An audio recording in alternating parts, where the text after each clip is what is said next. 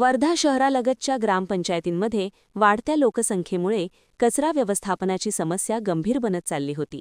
यावर उपाय म्हणून पालकमंत्री डॉक्टर पंकज भोयार यांच्या पुढाकारातून महत्त्वाचा निर्णय घेण्यात आला आहे। जिल्हा परिषदेच्या जनसुविधा निधीतून खरेदी करण्यात आलेल्या 15 घंटागाड्यांचे वितरण आज वर्धा जिल्हा परिषद येथे करण्यात आले। या उपक्रमामुळे शहरालगतच्या पिपरी मेघे, उमरी मेघे, नालवाडी, बोरगाव मेघे यांसह एकूण 15 ग्रामपंचायतींना मोठा दिलासा मिळणार आहे।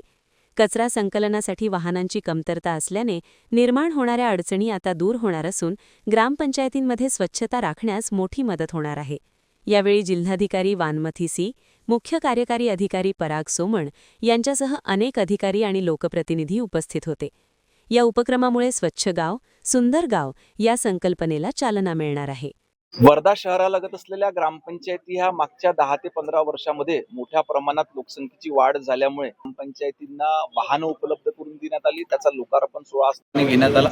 त्याच पद्धतीने वर्धा शहराच्या लगत असलेला जो डंपिंग यार्ड आहे तिथे वारंवार व्यवस्थित नियोजन नसल्यामुळे सभोवतालच्या नागरिकांना त्रास होत होता। त्या संदर्भात नगरपालिका प्रशासन, जिल्हा प्रशासन आणि जिल्हा परिषद प्रशासन यांची एकत्रित बैठक घेतली आणि तोडगा काढण्याचा प्रयत्न केला।